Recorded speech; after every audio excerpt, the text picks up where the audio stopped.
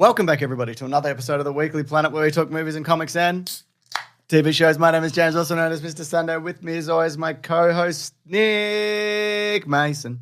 It's great to be here. I got Coke on me. Yeah, because you're attempting this weird thing where you're trying to develop a trademark. Which No, is cocaine. This is from a different time. Oh, okay. Yeah. All right. Just residual cocaine. Okay. Terrific. Mason, let me tell you something. Go on. This is a podcast. We do it every week, most weeks. That's right, every most week. weeks, yeah. And look, we do the news of the week, and this is what we're going to be talking about this week. Did you know Okay, go this? ahead. We're going to talk about the new X-Men live-action films getting a writer. Ooh. We're going to be talking about how Pixar's laying off a bunch of people. Aw. We're going to talk about a new Deadpool Wolverine tickets on sale trailer. Hey. We're going to took the first look at Liam Hemsworth as Geralt of Riviera. We're going to talk about the Godzilla Kong franchise. Whoa. We're going to talk about Wake Up, Dead Man. Ah. A Knives Out mystery. We're going to talk about the Smashing Machine. We're going to talk about trailers for Beetlejuice and then Axel Foley. Hey. And then Kraven's release date and why that's happening. But that's, of course, all in the lead up to Furiosa. Whoa. Time code's below Oh, and here's a little tip for you. me. Yep. And the wise. Yeah. You shut up. Oh. That's the number one tip. Oh. And that trademark thing you're trying isn't going to work. It's working. But even if it does, what do you get out of that? People walk up to you in the street and go, Yeah, and they hand me a drink. oh, And I drink it. that they've made themselves? Yeah, they made it themselves. Okay, all right. As a fan of this show and If what I somebody do. handed you a can of Coke in the street, would you open that up? No. Because you recognize that the technology is available for somebody to put anything in that can of Coke and then reseal it. Absolutely. Yeah. Or they've just shaken it. They could have shaken it. They That's could have embarrassing shaken it. for you. Yeah. Okay, right. No, I don't accept food. What from you people. should do if I don't know. somebody does that, you should be like, okay, well, let's switch. You can With open what? it. They give you nothing, Okay. and you give them the can of No, Coke. I think I'd rather the can. I'll take the chance. I don't Okay, want terrific. nothing. All right. But the second thing I was going to say Yeah. is I was on an episode of my friend's podcast. my God. My friend Lisa, who has a very specific podcast called Reanimates. Oh, you've which talked is about this, a yeah. podcast where she goes through the entire filmography of character actor Jeffrey Combs. Yes. Who's Herbert Weston Reanimator Yeah. and has done a bunch of voice work. He's on Star Trek. He's done all sorts of stuff. I was on this week's episode. I've been on a bunch of episodes. You did the Frighteners, did you, at one point? No, Or did they but talk about the Frighteners? that has been done. This week we talked about a movie that is exclusive to Tubi. It's called The Sorcerer Beast. Corey Feldman is also in it. What year? Recently, like the last couple of years. All right. And it's atrocious. It's Oh, it's so no. upsettingly bad and boring. Oh, no. You know where we have, I'd say generally on this podcast we have a policy where we don't make fun of like somebody's fan film or student film or something Yeah, like yeah, that yeah. because they're pouring their heart into it or whatever. Yes. It has that exact vibe, except it's clearly like they're like we're gonna get rich off this. We're gonna build a franchise off this. This is a commercial product we're How does it selling. look? Awful. Ah. Yeah. So it doesn't even look like artistically integral? It looks like a bunch of people walking through a park barefoot, just a public park, Okay. but it's set in medieval times or whatever. Oh, okay. What clothes are they wearing? Medieval clothes. Oh, okay. So they're not time traveling. No. Then you have to think about it, Yeah. I guess. Anyway, if you're keen on a very, very niche podcast, I would say check I it am out. keen on a niche podcast, Mason. I'm also keen on this. I'm keen on big movies. This is why. Oh, yeah, absolutely. They're better than niche podcasts. That's right. Or even mainstream podcasts. Even marginally successful podcasts like ours. Movies are better than those. I just want to be clear about that. Like, whenever we critique a movie and we go, well, this was pretty good, but it could be better, it's better than this. Yeah, absolutely. I've written here this is via Variety and Deadline, so it's via one of those people. I'm sure they all did it. Mm-hmm. X-Men live action something movie may have found a writer. And it's in Hunger Games, The Ballad of Songbirds and Snakes scribe Michael Leslie. Apparently, Michael is in negotiations. Oh, first name basis. Yeah, Not yeah. Mr. Leslie. No. Okay. So, yeah, there you go. X-Men is moving forward. We knew it was moving forward, but now we know it for sure. That's right. Now it's got what it needs, a writer. Yeah, it does. Now all it needs is, cast and crew and Yep. director. Mhm. Then they'll fire the director and replace him with another director. And Yep. then it'll go for Lights. Yep. Lights. Lights have got grip. Yeah. Need a grip to hold the lights, Yeah. I think. I'm pretty confident. Catering, they need that. And then it'll be in production for like a year, and then somebody be like, they had to rewrite the whole script because they forgot to put mutants in it. What do you like think? the Blade situation is what I'm talking about. What do you think they're We've been working on this for 18 months and we've decided it should be about Blade fighting vampires. Okay, cool, great. It was going to be a period piece at one point, Blade, wasn't it? Yeah. It was going to be set in the 60s where what's Blade from the 70s, 60s, 70s? He was after Morbius. Correct, yes. Morbius created Blade or something? Morbius mutated Blade into his movie version. Yeah. Because he was more or less just a regular guy in the okay, comic right. books, and then they were like, well, we got to make him when Blade became popular in the movies. They're like, we've got to make the movie version. Yeah. They've got to make the comic book version more in line with the movie version. Yeah. Oh my God, you've bitten me, Morbius, and now I'm not British anymore. I'm cool. I'm cool and American. It's what happened to Electro in the Spider-Man movies. He wasn't cool. That's right. And then when he showed up in the next movie, he went, I'm cool. Do you Did remember? that? Yeah. He was just a different man. He was just Jamie Foxx, cool guy. Yeah.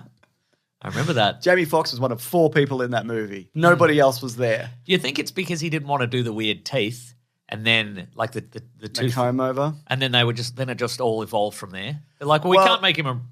The tooth fixed in the first Oh, it movie. did, didn't it? You're right. But he doesn't have to put on all the blue makeup and whatever. He can just be Jamie Foxx and he puts on an arc reactor. Speaking of, I watched one of Chris Hemsworth's Instagram reels where he's doing like test makeup. Oh, I saw this, yeah. It's test makeup for Furiosa. Yeah. And it's just regular, super handsome Chris Hemsworth. And he's like, can you believe this? This is I crazy. got big This teeth. is crazy. Yeah, he's just got normal teeth. They've just replaced his perfect Hollywood teeth with normal teeth. It took me a minute. I'm like, what are you? Oh, yeah. You've got regular human Look. teeth. This is crazy. I look like a bloody wasteland dweller. Yeah. Like crazy teeth. And those weren't even the teeth that they went with. They went, no, they're too big. But yeah, it took me a minute to be like, what is this? What am I looking at here? They gave him a nose. That's true, they did. Yeah. Talk about it. They gave him the nose from that Bradley Cooper movie. Oh, Nice yeah. try. Just a leftover nose. Just a leftover nose. Just a nose line about. Do you reckon they're going to call it The X-Men or X-Men Year 1? Because I feel like James, they're going to go with this. don't make me make a prediction that's going to bite me in the ass here. Just make a prediction. Okay, they're going to call Because it... you know how they'll often bring it back. You know, Sure, they'll- yes. You know, they'll. Yeah. I think they're going to call it Uncanny X-Men. Oh, that's good. I like that. That's right. What was the very first X-Men comic called? Was it just called X-Men? No, it was Uncanny X-Men. Well, there you go. Then Yeah. yes, it will be that. Yeah. Unless they want to save that for the sequel. Yeah. To get people screaming in all age, you know? Yeah. Oh my God. People still doing that? Yes. We could go. We couldn't go because we'd have to wait in line and we'd leave. Let's not go. Good. Let's stay here. Yeah. All right. There's a Vision series coming to Disney Plus. Did you know about this? When you say vision... Paul Bettany's Vision. Okay. Paul Bettany. It's New Zealand Paul Bettany. That's right. It's Paul Bettany's vision for home renovation. It's like that Robert Downey Jr. show that's just about cars. Just look at these cars that I have. Yeah, look at all these cool cars. Star Trek executive producer Terry Matalas is going to be the showrunner, apparently. All right. So there you go. That's moving forward. Okay. So this is following the adventures of White Vision, I suppose? I guess. And maybe he's transitioned back to regular vision. The regular vision, sure. Regained his humanity. He did get a lot of his brain pulled out. Yeah. But that's in the other guy. I assume at the end of this they're going to smash together and become a different... No, because the vision that the Scarlet Witch created, he died. And then the White Vision flew off. Yeah, okay, right. Unless she finds him and goes, there you go. Just puts the version that she knew. You can't rule that out. There you go. Of course they're going to do that. I'm not ruling it James. out. I'm saying that's what's happening. I'm saying probably not even the Scarlet Witch will do that, just somebody. There you go. Agatha will probably do There it. you go. There you go. I don't know who I am. There you go. I know who I am now. Yeah. Time to shoot lasers. Still better than this podcast. Agreed. I'm saying. I mean, we thought of the idea. That is So actually that says this something. it's on par with this podcast then, yeah. We do get comments like that. It's like, you couldn't make a better movie than this. And that's always true, except for Max Payne. Mason. Yes. TA. Oh, are you interested in Vision coming back? It's Yes. been 4 or it'll be 5 minimum years since we Yes. last saw him in something. Yes. God, the timeline of this is all crooked. I don't know what's happening here. You know why? Slightly revised look. Yeah, Different shoulder things. maybe and- fleshier. Oh. You know, like he that used to fleshy be. version in the comics, maybe. Yeah, Yeah. when he was that that off pink tone. Yeah. That old salmon color My he favorite was. version of Yeah. Vision.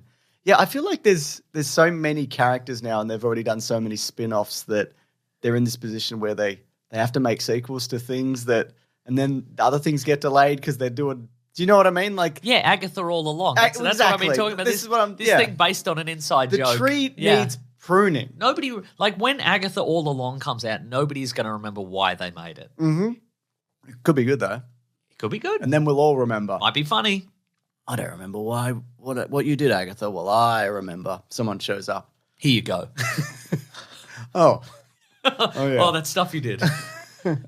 Wasn't that Scarlet Witch's fault? Yeah. Yeah. Yeah. Half and half. Yeah. This is why THR. Oh, this is great news for you. Pixar is laying off 14% of its company.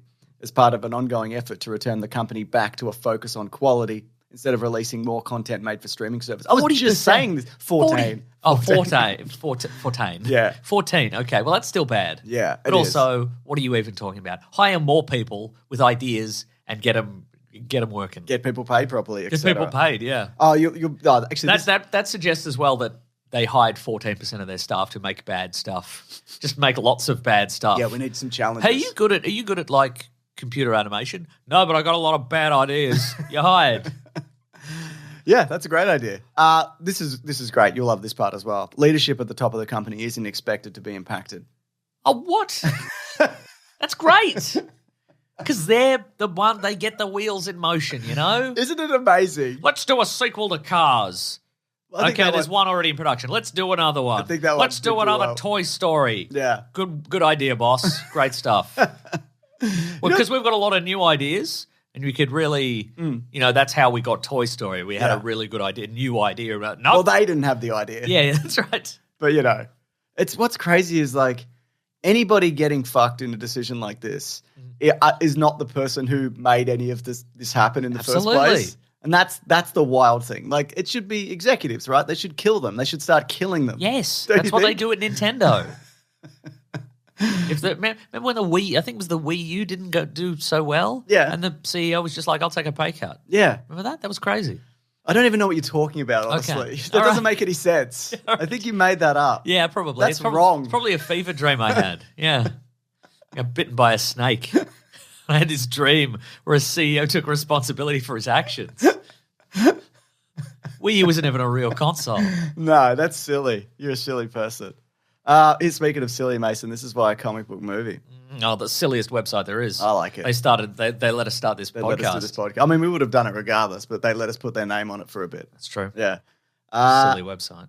So there's a Deadpool and Wolverine stuff this week. Did you see there was a sort of newish trailer? Yes, it does some giant man stuff in there, yeah. There's a Heineken commercial, which you may have seen. Yes, I did see that. And there was also a little, Ryan Reynolds he read a little disclaimer off his phone. Did you see that? Yes, Yeah. I did. You don't have the text there, do you? Oh, I can get it. okay. The meta. It's thing- very meta, which is what Deadpool is known for. Yep. Do you think that's just getting ahead of it? Yeah, absolutely it is. Like being like, this is what this is? That is the absolute classic kind of. He's Eminem 8 miling it. Oh my God. He's talking about all the movie shortcomings before it comes out. Here we go, Mason. This is via The Independent. The headline is Deadpool and Wolverine's marketing campaign thinks you're an idiot. Okay, sure. Wait, is this it? I mean, they're correct, but that's just a coincidence. Here we go. So, they've broken up the article into they've broken up what he said into different things. Okay, I'll just try and figure this out. All right, you can do it. I believe in you. This is Ryan Reynolds saying this. We should set the table correctly. Begins Ryan Reynolds in a disclaimer fans could access following a QR code. This film is as paper thin as a sequel to Battlefield Earth. We're mostly going to beat each other senseless, make enemies with Disney, tell a few dick jokes, so sit back, relax, let us lower your IQ and raise your heart rate while we travel to a vapid dreamland, a place where grown men and grown-ups walk around in tights and act like it's not a giant cultural cry for help.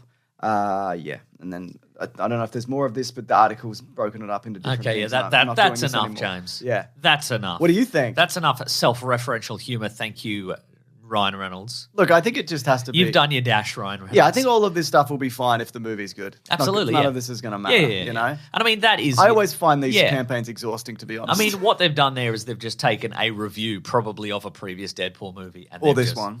Or this one. Somebody's got an advanced screening and Yeah. emailed it forward, and they're like, well, Yeah. we're going to turn this around on you. Pretty incredible. The pre-sales for this, though, they're looking real good, unlike some other stuff which has been hitting cinemas, Mason. Well over $100 million debut in the US, it looks like. Nice. Which is pretty good. It'll probably be much higher than that. But yeah, flagging box office this year. Absolutely. Not looking good all around. No. Who's getting fired? Is it me? Are you firing me? Is that what you seem to... Do you want that? Fine, I'll go if I have to, but I'm not happy I'm not saying about that. it. I feel like... This is Mason's fault. Goodbye forever, I feel everyone. like you're preempting me, whatever I'm going to say. I'm mad about it. He has stood up and he is leaving. I've made enough money where I don't need to do this. He's put a stick with a bindle on his back and he's leaving. He's just walking out into the sunset. I don't understand. I realize this. That bindle is leaking. Coke Zero, I think. I think he's just filled a sponge with Coke Zero and he's put it in a bindle. That you're not going to survive. He's back.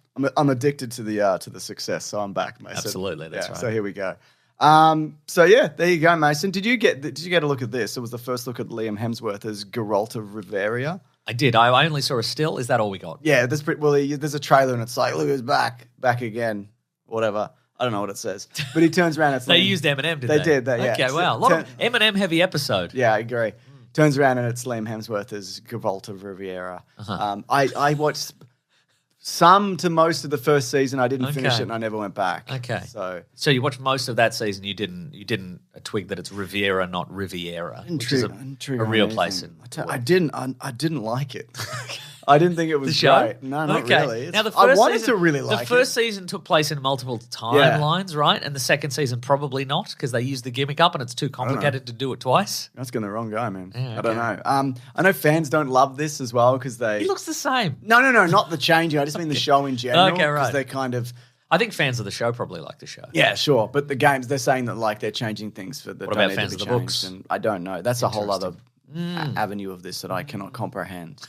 But I think the written word. It's interesting. It doesn't say final season of. It probably will be unless it does exceptionally well. Right. But I think they don't want to say like for the final season in case like, can we squeeze another one out of this? Yeah, that's right. Can we dust off this blonde white wig and go again? Maybe, just maybe, Mason. Those platinum blonde locks are back.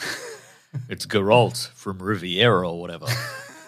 He's back and he's got a big sword, I think, and magic. Yeah. Maybe he's got... Do you like magic? Because that's what he's got. If you don't like magic, we can cut it out. They're like, get out of here, no witches. We'll beat you up. But I'm big. Well, there's a lot of us and we're all crooked. I've killed 100 people this morning. You saw me do it. Well, we figure you're tired. We could probably take I'm you. not very tired. I've got a crook leg and a crook arm, but I'll get you. I'm first in line to be beaten up by an enormous man. I can't believe it. It's happening.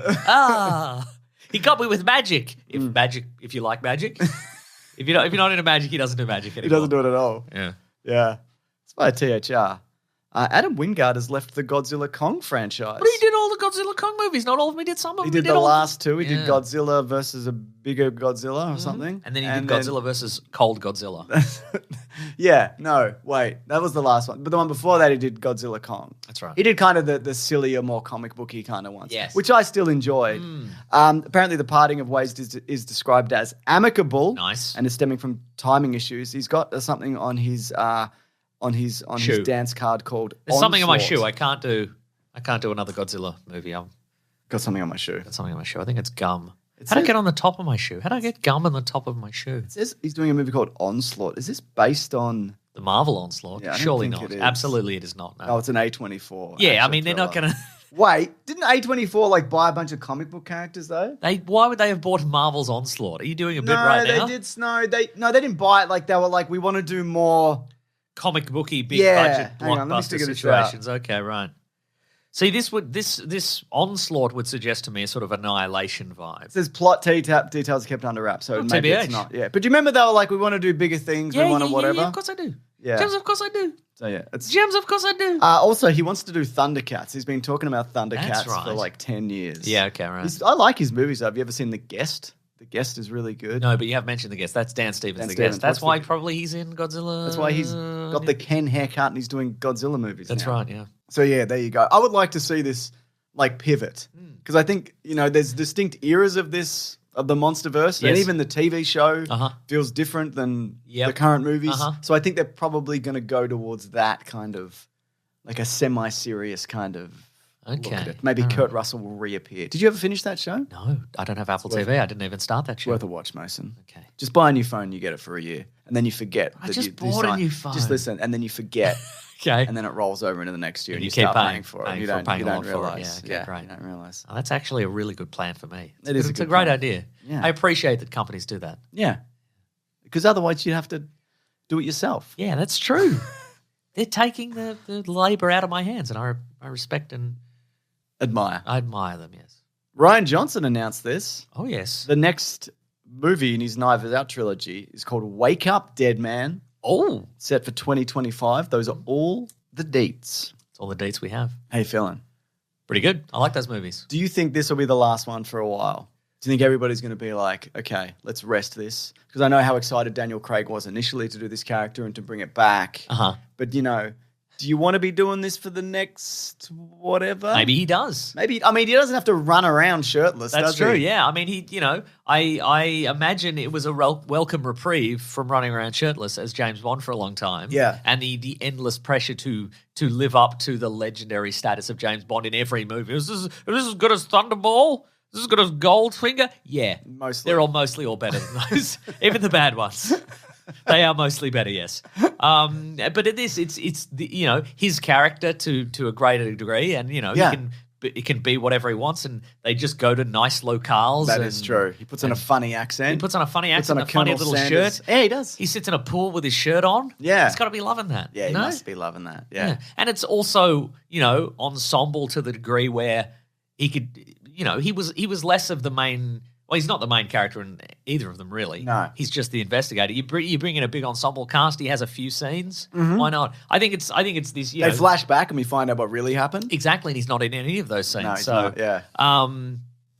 I think he's probably and he's married with kids. I think so. Rachel Weisz. That's right. That's the wife. Okay. Kids, well, we don't know their names. You've convinced me that Daniel Craig wants to make these movies. I think so, yeah. Your best friend Daniel Craig, apparently you know all about him I know. and how shirtless he wants or doesn't want to be. That's exactly right. Well, we talk a lot of nonsense about people's motivations behind the scenes and, behind It's just us. We don't know. No. We're projecting what we would be like. I mean, maybe he's like, God, I wish I was shirtless again. Hey, what if Benoit Blanc was really ripped all the time and he could lift a car? Daniel, please. He's a good investigator. He's a good detective in the vein of a Sherlock Holmes or a Miss Marple. What if I detect under this car and I lift it over my head? Daniel, do you think Miss Marple would lift a car to look under it? Ah! All right, he can lift a car in just this scene. But then afterwards, we're going to say the amulet that gave him his power to lift the car, it's run out of sand. So he can't lift a car after this scene, all right? All right. All right, guys, take all the stuff out of that car. We're going to have Daniel Craig lift the car. God, it must be good. This is exactly the power trip Daniel Craig is always on, as far as I know. Of these actions that he's making. God, it's a nightmare. Why does Ryan Johnson keep working with him? I wonder don't know. how many replies under Ryan Johnson's tweet about this are like, "You suck for the Last Jedi. Oh my you God. suck. You suck, Ryan Johnson." Didn't that come out in 2017? Came out a long time ago. Let me check. Okay. No, it's only got 621 responses. Okay, I bet they're normal. Wake Up Dead Man. It's using the There Will Be Blood font. Do you think that's a clue? That's interesting. Do you think it's happening in the oil industry? I'm not seeing any Star Wars stuff here. Do you think this means that formerly retired actor Daniel Day-Lewis is back? Here we go. I found it. Uh-huh. Aren't you the pustule that ruined Star Wars? Yes. I got to say, though, I scrolled further than I thought I would have. God, that's amazing.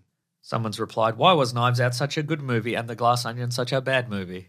It's a great question. And, of course, I mean, what we have to deal with now is, of course, the first 100-plus responses are all blue check idiots. So. Yeah, exactly. What I love here's somebody who replied, it's third Knives Out like it, 100 emoji. Nice. That is true. What I like about that is, like, people who bought the blue check marks, like, they're being seen, but nobody's engaging. No. It's just, it's tweeting. It's still tweeting to nobody. Yeah. Who do you think should be in this? Who's a hot star? Oh, Timothy Chalamet. I was just going to take similarly. Just take the cast of Murder of the Orient Express. Done. Bring these guys in. Or the other one. Yeah. Just get the cast of White Lotus. Bring them all in. Easy. All of them in together. Get the cast from The Lone Ranger. Yeah, absolutely. Easy. Yeah, all those. Get the cast of the Lone Ranger and get him to the Greek. Just 5 to 7 incredibly cancelled guys. Just a dozen of the worst blokes you've ever met. Just bring them all in. It's time. The third one's got to be the worst cast one yet. Oh my God! I tell you what, I would openly say that I respect that decision. Just going in that direction, just being like, yeah, we got 7 of the worst guys. Yeah. One of them did a murder, but it's probably not as bad as what any of them have done in real life. Anyway. A24, The Smashing Machine. That's right. With the first image of Dwayne "The Rock" Johnson as The Smashing Machine, a biopic about this guy, UFC guy. UFC guy. Okay, Based right. on the life of Kerr, who's that's not his full name, as he struggles with addiction, winning, love, and friendship. His full name's Kerr Smash. Yes. Kerr-Smash. Yes. He was named after a sound effect in a comic book. Is that true? Yes. Wow. Of course it's true. Yeah, so it's directed by Mark Kerr. So it's directed by Benny Safdie. Okay. And that's his first solo directing Of those project. Safdie 'cause often brothers. They're the Safdie boys and they're running about Couple town. of Safdie boys. We don't know what they're up to. No, that's true. I mean, so they, of course, made Uncut Gems, Yeah. which are, is a good movie. He's in the Obi-Wan show at the start. yeah. He's like, I recognize you, Obi-Wan. And Obi-Wan's like, get away from me. Now, which Safdie is the one? Go die in a square. Which is the one in Oppenheimer who's slathered in sunscreen? Yeah, that's Benny Safdie. Safdie. I think Okay, he's the actory one. I'm not sure if the Okay, other right. one Okay. does acting. So yeah, I mean that Uncut Gems is a deeply uncomfortable movie. Yeah. in a good way. He did that They did Good Times, the Robert Pattinson That's a good one. movie It's a too. good Yeah. movie too. Mhm. Yeah. God, just awful movies to watch. Yeah. But really, really good. So we've got The Rock. Mm-hmm. Barely recognizable, I would say. It's the nose. It's the hair. It's the nose. He's got his hair back. He's got Yeah. some hair back. Yeah. I mean, is this The Rock's return to acting? Yeah, might be. When's the last time he did some acting? The last movie he was in. No, but, Oh, Pain and Gain. You knew. Yeah. Yeah. I mean, knew. good luck to him, honestly. Yeah, Like, same. I'm hoping for a powerful performance. you want a rock naissance? Exactly. Bearing in mind he's never left, not even for a second. No, that's true. Yeah. But you want more of that. Yeah. I want that, and I want no reference to whatever tequila he's shilling. Oh, God. Just give. I think that will be the benchmark. That'll be the benchmark. That'll be the clue that he is committed to this as an acting exercise, as a performance, and not just like another thing to advance his career, even though it's already. I mean, this will advance his career if it does well. Yeah. So, Yeah. but it's will this character at any point enjoy the Rock's tequila? Yeah. Even though it probably wasn't invented when this guy was active. I honestly don't know. And the thing about movies set within history, you can play around with it a bit, Play around. Often that's a bit of fun. It's a bit of fun. So I think it's going to be all right, Mason. It's going to be all right. Trailers ahoy. Just looking here, and it says it's the fucking 80s again. You've got trailers for Beetlejuice, Yep. and Beverly Hills Cop, Axel F. F. It's called. They're calling Axel. it. Yes, they're calling it Beverly Hills Cop Axel F. Yep. Beverly Hills Cop : Yep. Axel F. That's in the proud tradition of Rocky Balboa, John Rambo, Jason Bourne, Logan. Movies named after the guy. That's true. Yeah. We'll talk about this one King first. Kong. King Kong. That's a good one. Godzilla versus King Kong. Yeah, that's a good one too. Yeah. What do you? Where you're at? Where you at with this? I've got no strong feelings about. I like it. JGL. Oh, we've skipped Beetlejuice. Yeah, we'll come entirely. back to Beetlejuice. Okay, right. Yeah, I like Joseph Gordon-Levitt. What's he doing in this? I don't know. Oh, well, he kind of stepped back for a bit because he had kids and he kind of Yeah, stepped and he aside. had a record label situation going on before the music industry collapsed. I Did think. he? I didn't yeah, know. Hit Record. Was it? Hit Record. I don't think that was record labels. I don't know what it think was. that I don't know what like- it was. That was like, we're blending new media and old media. Oh, is that what it was? like Well, that. well, it didn't work. Yeah. Jogo Lev. They reached out to us at one point about something about podcasting. This is like 10 years ago. Okay. Yeah. Hit Record music recording company. Hit Record on TV television series. Mm-hmm. Okay, all right. An online You went production. social media is the An online production company and website founded by Golden Globe nominated actor Joseph Gordon-Levitt, which Oh, features must be projects nice. by international artists who submit their work. This site has now morphed into a half-hour series hosted by Joseph Gordon-Levitt. Features work from the same global online community that provides content on the site. Each episode features a theme around which the included short films, music, and other forms of art are based. Episode themes include fantasy, trash, space, and money. trash. Trash. It says trash? Yep. In a nutshell, inspiring and creative. There you go. So it's a YouTube compilation show. Seems that way. Yep. Sure is. When did that stop? Who knows, man? Who knows? Yeah. I'm just looking at the Google summary, which might be wrong, and developed by AI. It also says eat 4 rocks a day. Should we do that? Yeah, don't forget to eat all your rocks. Does it say specifically what kind of rocks? Any kind. Is it As for long the- as they're too big to swallow. Is it for the minerals? It doesn't say. It says for the delicious goodness. Released this Hit Record, the TV series came out 2014 through to 2015. Okay, so it's been a while. It's been a while, yeah. It's been a while, yeah. Yeah. So you're surprised that he's in this, but not that Eddie Murphy's returning to this Of course not. playground? No. There's a moment where he It goes... looks fun, I'll be honest with you. It does look a look bit lot fun. of fun. Yeah. It looks a bit Die Hard 4-esque. Yeah. There's a moment where he goes, you were in Beverly Hills in 1984. and 1987 or whatever, and 1994. And that last one really feels like, what were you doing there in 1994? Absolutely. You had no right. There was a very pointed, that third one was very bad, wasn't it? Yeah. It was mostly in an amusement park or something. Again, that's the one I've seen the most. Yeah, right. I should rewatch these leading up to something. Probably this, I guess. Yep. Well, it is out July 3rd. And remember, of course, there was that cancelled TV pilot, which apparently has leaked. I think Ben or Lawrence told me he's the that. chief? Yeah.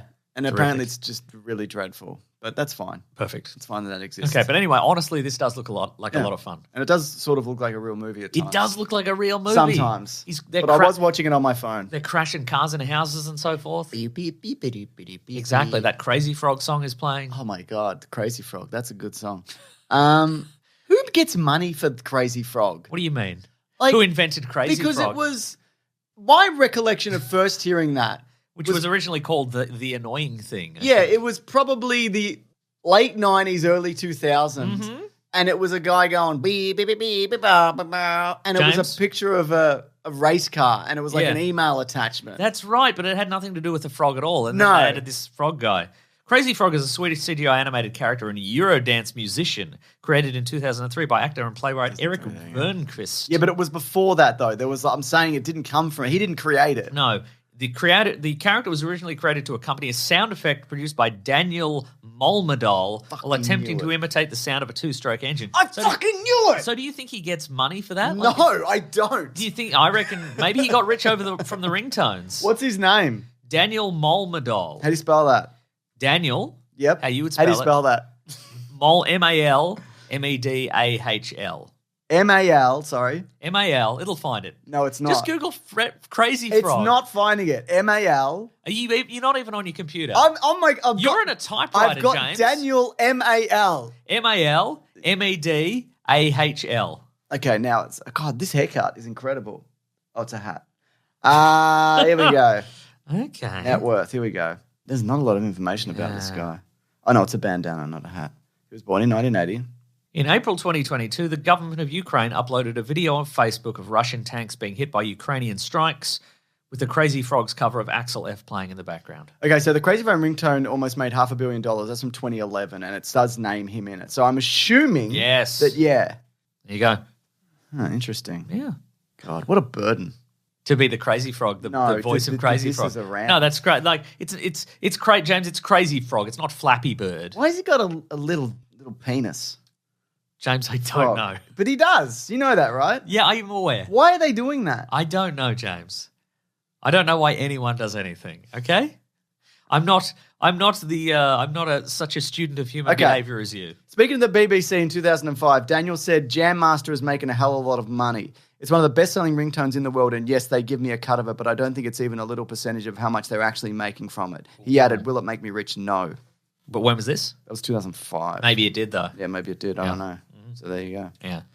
Well, there you go. Well, now that's Crazy Frog. It's Crazy Frog. That's the 80s. And that's Beverly Hills Cop, Axel Foley. Mm-hmm. Also, Beetlejuice, second correct. Beetlejuice. Mm-hmm. Some stop motion stuff is back. It looks like they're blending the stop motion. There's a lot of... Look, I haven't seen first Beetlejuice. I know. There's a lot of stuff they've brought over that I recognize from the previous one. There's a bit where he goes, look at this blood. His funny faces, faces, whatever. Sure, absolutely, yeah. Yeah, the juice is loose, etc. Don't say Beetlejuice too many times. No. In a row? Or do you have to you say it over a span of time? If you say his name 3 times over like a year, will it still work? In the trailer, He shows up did late. she say anything in between saying the Beetlejuice names? Don't think so. Do you know what I mean? Like, Yep. if you don't say anything in between, maybe that's what it is. That's probably the key. I don't actually know. No, that. none of us know, no. But you know what does annoy me? I mean, back in the day, it wouldn't have mattered, but now we need the deep lore and we need to know the exact mechanics so we can criticize them. Exactly. She said in between the second and third Beetlejuices, so it doesn't count. Doesn't count. Doesn't count. This movie shouldn't even be happening. No, it doesn't count. Or in the half comes out. Yeah. I don't like, and we've seen this before in like when Han Solo came back. The Lydia character is just the same. Like you're still doing this goth aesthetic. When you say Lydia, you mean Winona Ryder? Yeah. Okay. If that's her name, I don't actually know. It's Winona Ryder. Yeah, okay. We know her from stealing those things that time. Oh, yeah, she did that time. She's never lived it down. That's right. We'll never let her live it down. Like, I feel like if you were goth in the 80s, you're not doing that anymore. I mean, it's a Tim Burton universe. I think there's some outliers. Yeah. I think, like... Oh, we know a guy. We do know a guy. Like You know the guy I'm talking I about. know. Like if you were punk in the 70s, Yeah. you either gave that up and now you're like a project manager and you're rich. Yeah. Or you're the one guy out of 1,000 who's still punk. Yeah. You know, you've still got the mohawk and such. Yeah. You know, Do you think- and I feel it's probably the same with emo and goth. And Okay, whatever, gotcha. you know. All right. And it is a Tim Burton universe, etc. Exactly. We I know mean, that because his wife's in it. But not the one that you think. Not the previous wife, the current wife. Yes. Monica Bellucci, not That's right. Helena Bottom She looks Carter. like the Oh, I got her. I got her. that's good. I got her at her lowest point Yeah, you after did. she's divorced Tim Burton. Maybe she's feeling good about I it. bet she is. But so Monica Bellucci looks like that Jack Skellington's girlfriend or whatever. Sure, yep. So maybe this is all connected. I love shared universes and I love the Absolutely. law. Willem Dafoe's got his skull poking out of his head, etc. Yeah, it's he's just kept the makeup from Poor Things, I think. Oh, that's fun. A movie I still haven't seen. And why haven't I seen that yet, Mason? Don't know. Because it's Crook. It's bloody Crook, mate. Yeah. No, I don't know. I don't really know what it's about. Uh-huh. But people say it's Crook, Mason. Yeah. It's bloody Crook. Yeah. Yeah. Last bit. Anyway, Beetlejuice. I should watch the original one. That's out September 6th. I did watch some of the animated TV show, I think, in the 90s. But I remember being like, I don't care for this guy. I wonder if watching the original would result in being let down by this new one. Like I don't you'd know. be like, I just watched this. No, or even the sense of like, this one, I see why they attempted to make a sequel to this Yeah. because it's fun and lively and colourful and etc. This one is worse. Okay. I get that vibe, but I don't know. I don't know for sure. Have you seen first Beetlejuice? I have not. Wow. Two noobs. Two Beetle noobs. Two Beetle noobs. Last bit of news. This is via Collider. And then article titled, Why Kraven the Hunter Moved to December. Why Kraven the Hunter moved to December? I mean, we talked about this. We speculated. Because we know all the beyond. We don't speculate. We know. We know. We know. We took a guess, but it was right. Because Aaron Taylor Johnson was like, why is he always lifting a car? Why can't he investigate some creeps in a house? Aaron. Okay, listen, you can investigate some creeps in a house, but then we have to destroy the amulet, which makes you investigate creeps in a house. And then you just have to lift cars for the rest of this movie, all right? Will that make you happy? Compromise is key in Hollywood, as I know. Agreed. Producer Matt Tolmach said, Kraven moved to Christmas because we're excited about it, and Christmas is the best release period there is. It's a Kraven Christmas. When you get people with time to go back to movies over and over again. Yep. I read that well. This is a real reflection of how the studio felt about the movie. We're really excited, and that's a great move. Don't make it sound like I'm being sarcastic. This is an email response, so don't make it sound like I'm making fun of this movie. We respect it and we love it. We think it's going to be good. We think everybody's going to see it a bunch of times over the holidays. I don't see anything a bunch of times, and it's definitely not going to be this, even if it is good. We're really excited. We're so excited. That's a great move that reflects just the feeling about the movie. We've got a good feeling about it. It's got Russell Rock in it. You familiar with him? Yeah, he wears a big scarf. Yeah. He's in a new Exorcist movie, apparently. Where he's playing a priest who's playing... This is Russell Crowe, by the way. Yes. He was a singer. Doesn't matter. Yeah, but he's in a new Exorcist movie after the Pope's Exorcist, but he's not. It's not the Pope's Exorcist. Yes. He's playing two He's playing two priest exorcists, but they're different guys. Yeah. He's got a taste for it. God, imagine having a taste for something. The director of this, J.C. Chandor, he directed Margin Call, All Is Lost, which is a Robert Redford stuck in the ocean movie, A Most Violent Year, which I haven't seen, and Triple Frontier, which is a very Netflix affair. I see. 2013. When did Robert Redford do that movie? Huh. When good. did he retire? I don't think... Has he even? I don't know. Yeah. I guess you don't have to officially announce it. It's not required. Let me check what the last time Robert Redford is doing. Check, please, if you could please check the last time Robert Redford is doing. I don't mean this to be rude, but how the fuck is Robert Redford still alive? I mean, he's 87. Yes. Paul Newman died. He had the decency to die 20 years ago. Yeah. I know they weren't the same age. Like Redford's younger. Yeah. Let me check. He launched, I don't know if you know this, the Sundance Film Festival. You know this? I did know that, yes. Yeah. It's based after if you'd said to me... based after his character from The Sting. If you'd said to me 30 seconds ago who started the Sundance Film Festival, I wouldn't have been able to tell you, but you did preface it by telling me that and then asking me if I knew. And I did know. They got him back for Endgame, remember? I do. Did they? Yeah. And it's not new footage. I mean, it is new footage. Did they really? Yeah. He's in White House Plumbers. He plays Bob Woodward. in an uncredited Oh, yeah. cameo. From Wait, 2013. where is he in Endgame? He's in he's when they time travel. He's Of he's course. like Yeah, there. right, of course. Yeah. But the last live action movie he did was Omniboat, a fast boat Fantasia, and he played Lokia, the dolphin master. He plays the voice of Omniboat. Omniboat, get us out of here. Okay, I will. I don't talk. I'm a boat. Oh, I guess I do talk. Anyway, it's interesting that they think this is going to do well over the I think look, it makes sense. December, after you get a clear run. Yep. But it depends. It depends if you're the one who gets the clear run, because also you're going up against The Lord of the Rings, The War of Rohirrim, Mufasa, The Lion King, and Sonic the Hedgehog 3. Right. So I think out of those four, Kraven is the least likely to go on a fucking run. Absolutely, yeah. Unless it's incredible, which it might be. Well, Sonic 3 will be... That's fine. That'll go fine no matter for the what. kids, and the kids have seen is the Knuckles TV series. Yep. So it's top of mind. They'll be like, oh, more Sonic. Sonic. So I guess that's in the running, but then it's like, okay, what are the adults going to watch? Is it people who are obsessed with Lord of the Rings still? They're going to see that. What was the other thing? Lord of the Rings, The War of Rohirrim. Yes. We don't really know. I mean, other than being animated, we haven't seen any. We've seen some like production stills. And Mufasa. And Mufasa, which who knows? Yeah. But that's got a good director as well. I mean, it's two movies about running about in the savannah, isn't it? Yeah, that's true, actually. Yeah. God, it's a real creature feature summer. Summer for us, winter for others. That's right. Yeah. I don't know. I think Kraven, I think it could be Venom quality. It could be Venom and quality. And not Madam Web quality. Yeah. They should put that on the poster, not a review quote. Just somebody going, this could be Venom quality. As good as Venom. Why don't you watch it? You don't know. Yeah. You don't know until you pay for it. Watch it twice December. That's right. Yeah, you got time. We know you're not doing anything. Maybe it'll grow on you. Maybe you won't like it the first time. Maybe you didn't get it. Yeah, that's right. Because he loves the animals, but then he punches a guy. He does punch a guy, yeah. All right, should we move it along and Let's talk move about along. The thing? Yes.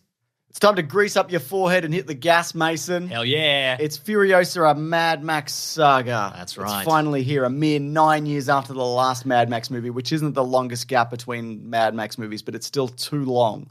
Is it too late? Maybe. We'll talk about it. On a budget of $168 million, the box office initially was predicted to be about 40 to 45 million, which would be on par with Fury Road. Bearing in mind, and we talked about this recently when we covered them for Caravan of Garbage, Fury Road did okay. Nobody expected it to do well either. No. Yeah. And it probably broke even and it took on a life of its own. And I think I believed, and I think you were the same, that it was a bigger movie than what it was. Yes, I remember talking about it a lot and loving it and going, oh my God, it's a Fury Road. But I guess the world at large was like, oh yeah, Mad Max. It's good. Maybe I'll see that on DVD. It's good, maybe. It's good, maybe. Yeah, but I think it's obviously done well enough on streaming and they're selling various versions of it that you know, Warner Brothers thought to put this much money into it, but this is via Deadline.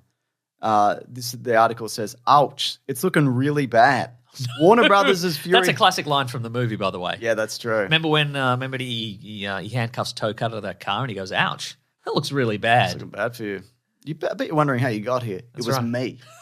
Mad Max. Mad T. Max Rockatansky.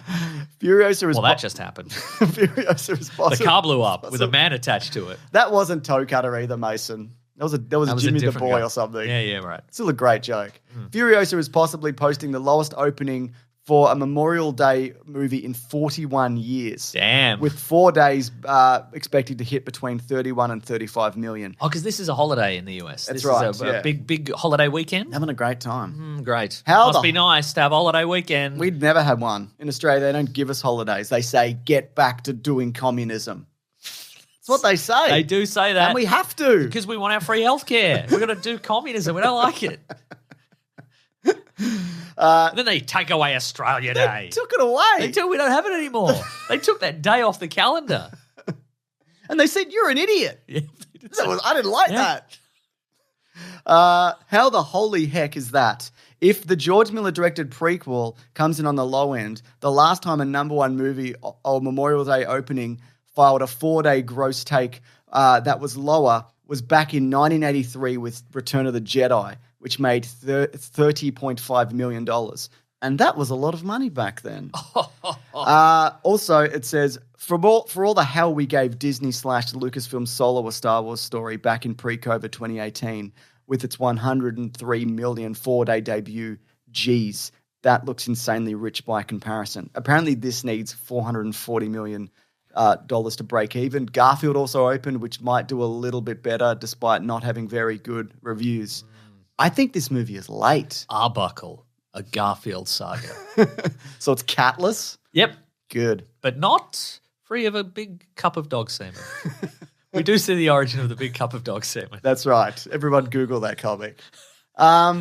I think because this was delayed due to COVID, I know Warner Brothers and George Miller got in a legal dispute about payment behind Fury Road and all of that. Yeah, you had to sue him to get some money back. Yeah, I think this might just be a little bit late, despite like the marketing campaign for this. And forgive the pun, it's Mad Max, Mason. Got him. You absolutely got him. Whoever needed to be got just then, you got them. But they're everywhere. They're literally everywhere. You cannot. Like, it's YouTube videos, it's bus shelters, it's whatever, man. It's the middle of Melbourne at the bloody Flinders Street, across from the clocks. You can see an ad for Furiosa. And people seem to be liking it as well. I've just got some quotes here. This is via Film Updates. It said, Furiosa received a 7-minute standing ovation at the Cannes Film Festival. This one's also via Deadline. Megalopolis debuts at Cannes with a 7-minute standing ovation. This is via People. We kept clapping, but we didn't know why, said the audience in unison. Everyone was doing it. I was just doing it. I was doing it too. People magazine. And now I understand why the world falls to fascism. Because I was under pressure and I just started clapping. I couldn't help myself. Everybody else was clapping. I was afraid. People magazine said Kevin Costner is moved to tears by a 10-minute standing ovation for his passion project Horizon in Cannes. He said, I'll never forget this. IndieWire also gave the film a C-. This is via Variety. James, can I head you off here? Are you suggesting that every film gets a long-standing ovation at Cannes? No. Johnny, this is via Variety. Johnny Depp is teary-eyed as Genet de Dubarry received a 7-minute standing ovation following its premiere. I honestly thought you were going to say Johnny Mnemonic. It's a 7-minute standing ovation. All I'm saying is I don't know what these people are doing. Yeah. Anyway, I quite liked it. We'll talk about it, but... What do you think the story was? Oh, come on, mate. Yeah, come on. All right, well, it's a tale of the future, and in the future there's been war. Yep. There's been war, and then we opened on a wonderful place. It's called the Green Place, and it's named such because it was built on the hallowed land of Greensboro Plaza Shopping Centre. A holy land from in the before times. You could get a donut and see a movie. Really? Yeah, you could. Yeah. Oh my god. Yeah, that's right. Yeah. It sounds incredible. And they'd fine you for parking there, even if you work there. Oh. Yeah, that's right. Rude. Well, rude in my opinion. That's communism. Yeah, that's exactly. Anyway, it's the great place, and there's young Furiosa. Yep. Named such, even though her parents probably didn't know how furious she was going to get. They had no idea. Bad call. Yeah. In my opinion. And then she gets stolen away from the Green Place and then goes on a big adventure. And then Fury Road happens after that. Then Fury Road happens after that, yeah. It's a revenge plot of sorts. It is. Yeah, it's a survival story. That's right. It's structured more episodically than Fury Road. Yeah, it's broken up into chapters. This is the most lore-heavy I think Mad Max has ever been. Yes, absolutely. Yeah. This one is a departure from the previous ones because it is based heavily on a previous one. Yeah. It's not, all the other ones. It has to go a certain way. Other ones are largely unconnected. This builds quite heavily on Fury Road. We see a lot of the same cast of characters, a lot of the freaks from the previous one. Angus Sampson. Angus Sampson is there. Yep. We'll name other people as well. Name them along the way. We'll don't name them along the way. Remember. Don't even worry about it. We won't spoil which member of rock royalty from the band UMI is in this for a minute. Oh, Tim Rogers is in this. Tim Rogers is in this. He's in it for a bit. Yeah, that's true. Yeah. We won't name which former Australian Prime Minister is in this. It's John Howard. It's John Howard, yeah. But not that John Howard. No. He played Bob Jelly in Sea Change. He was also in the previous one. He's the guy with the metal nose. The People Eater, right? The People Eater. I liked this. Mm-hmm. I think it falls down in a few places. I don't think it's as good as Fury Road. Well, see, that's the thing, and we really have to keep perspective here because I think it is probably a rare person who is like, this is better than Fury Road. But I've been in the Mad Max Reddit. Some people exactly in the of the last 5 to 10 years of movies, action movies especially, this is very good. Yeah, like there's absolutely. some really great action sequences in this. Fun performances. I thought I would have thought based on the previous one there is no more ground to cover in terms of interesting, innovative action sequences, but I think there is in this. I think there's some new interesting things in this. There's some like fun takes on aerial combat that they didn't have in the previous one, and I'm like, okay, you would do that in the. You shouldn't, in the but you could. post-apocalyptic future. Yeah, absolutely. And yeah, I think good performances all around. But yeah, it does fall down in a few places. But again, don't get us wrong. I think this is worth watching. It is definitely worth watching on the big screen. Yes, I think that if you have plans to see this movie, don't wait till streaming. I think you should see it at the movies because it works better on a big screen. I don't know if there is an IMAX release, but if there is, I believe there is. Yeah. Okay, right. Now, Mason, this might go to YouTube, and people might say, Mason, you were just afraid to say that you didn't like it. Oh, of course, because I'm a coward. Yeah. What do you say to that? Being from communist Australia, I am afraid. I'm afraid to express any opinions because the government will get me. Yeah. Because you either really, really like something or it's bad. Is that right? There's no middle ground, as we know. Cool. I'm just clarifying. As we know, we're going to say before spoilers whether this is the best movie ever or the worst movie ever. And I want to say it's the worst movie ever, but I'm afraid. You're not allowed to. I'm going to say it's the best movie ever. Spoiler alert. How did you feel about Anya Taylor-Joy taking over as Furiosa? Good. I also thought it was good. We also get a young lady, I had to look it up, her name is Alila Brown, I think. Who plays Little Furiosa. And it's actually quite difficult to determine where the switchover happens between her and Anya Taylor-Joy. Like there is a period where she spends some of her formative years like always wearing a mask to masquerade as someone else, and then at a certain point you're like, oh, it's Anya Taylor-Joy now. Yeah. But how long has it been Anya Taylor-Joy? So like in terms of casting, especially sort of eye casting is hard. Good job. Yeah, you need to put goggles over those eyes. Yeah. But do you believe her as like an action powerhouse? I do. I think if I had a complaint of this, well, first of all, what the initial plan was, they were going to de-age Charlize Theron, which I think they wouldn't have even needed to do necessarily, especially if they filmed this. You know, this came out in like 2018, which it should have. And again, all of this, there's the timelines are vague. Yeah, absolutely. It doesn't really matter. And even, George Miller's mentioned this in a few interviews. I love listening to that guy talk about films and stuff. He's great.